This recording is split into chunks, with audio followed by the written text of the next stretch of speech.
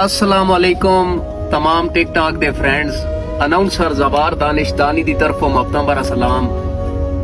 आज दी खूबसूरत वीडियो तवज्जो नाल लाला बंदे बड़े सवाल कर देन, कमेंट से पूछ देन दानी भाई तुहाडी आवाज एडी दुखी क्यों है?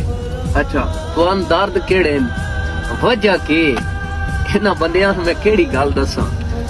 बहरहाल बिरावां वास्ते दौड़ा है, दौड़े ची मेरा जवाब है सारे उन्हां कमेंटां दा कि मैं अपने आप विच रुत रंगीली कदी उजड़िया कब्रस्तान आए लावारिस कबर दा कुतबा हां रूह पोश जिया इंसान हां नित हमले हिन बेरुखियां दे तंग दस्ती दी गुजराना जिथे रोज कयामत ढांदी है हम दर्द में ओ जिंदा ना।